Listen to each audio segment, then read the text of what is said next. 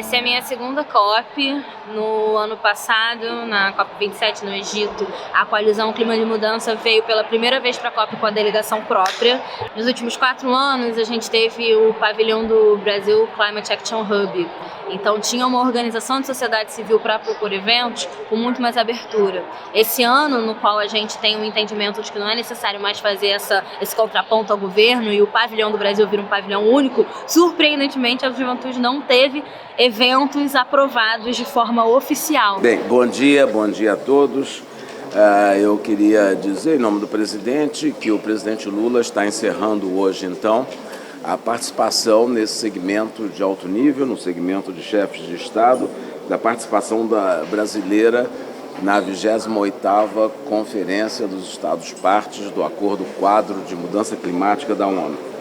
E os trabalhos da COP continuarão ainda pelos próximos 10 dias. Isso é um problema porque a periferia é quem é mais atingido pelas consequências das mudanças climáticas, né? Diversas pesquisas apontam isso, e quando a gente fala de juventude, a gente está falando de quem vai ter que lidar com essas consequências por mais tempo.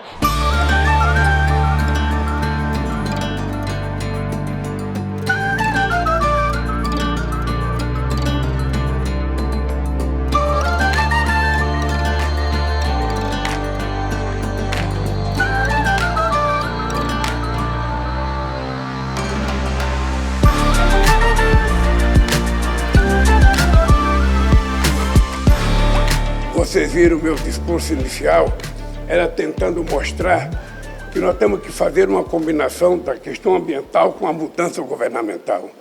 Porque é preciso que a gente tome decisões e essas decisões sejam implementadas. Sabe, os países ricos muitas vezes acham que o problema é só dinheiro. Então, para qualquer coisa, eles oferecem dinheiro. Não é só dinheiro. Eles também têm responsabilidade de diminuir as emissões de gás de efeito estufa. Beleza.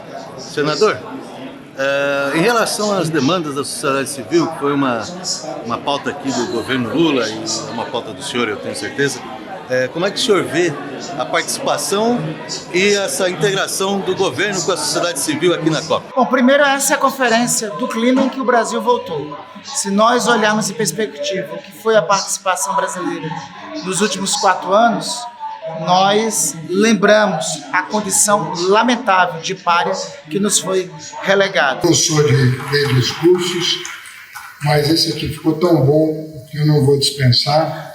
O plano de transformação ecológica é um reencontro do Brasil consigo mesmo.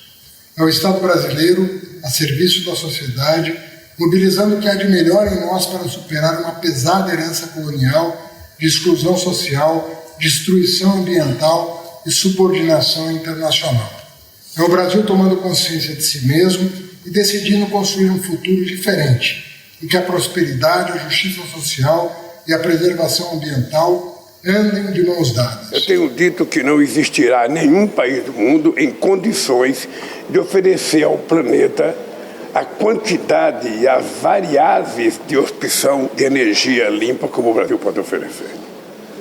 É uma coisa impressionante, nós achamos que é uma oportunidade que o Brasil está tendo no século XXI de fazer uma revolução econômica a partir da chamada bioeconomia, chamada da economia verde, chamada da renovação energética que o mundo está passando. Capacidade instalada de produção de energia elétrica. O Brasil tem 85,6% de capacidade instalada de fontes renováveis, contra 38% da média mundial. Pessoal, se isso estivesse na mão dos Estados Unidos, o resto do mundo estava acabado. Estava acabado. Ponto. Não dava para ninguém. Antes foi um enunciado, o Brasil voltou. Agora já são alguns resultados. Mas o grande esforço que precisamos fazer aqui, não só o Brasil, mas todos os países do mundo, é de não nos conformarmos e não ficarmos presos aos resultados já alcançados. É preciso quebrar a inércia dos resultados já alcançados, porque a ciência está dizendo que o que fizemos ainda não é suficiente.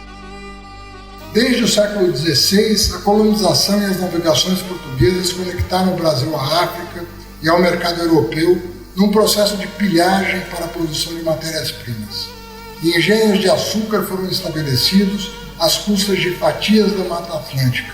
e da exploração brutal do trabalho de indígenas e africanos para adoçar as bebidas quentes que se tornavam cada vez mais populares na Europa. Os grãos que tornaram o Brasil famoso no mundo e fizeram a fortuna dos barões do café eram, na verdade, o resultado do trabalho árduo de milhares de brasileiros escravizados.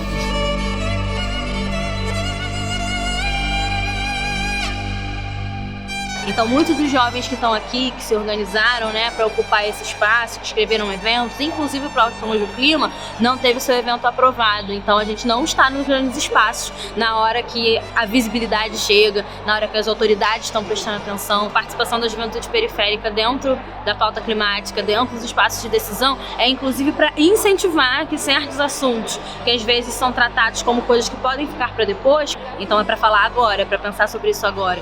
E não dá para pensar sobre isso sem pensar na juventude, e é a juventude periférica que tem que estar na frente dessa linha narrativa e dessa possibilidade de pensar soluções.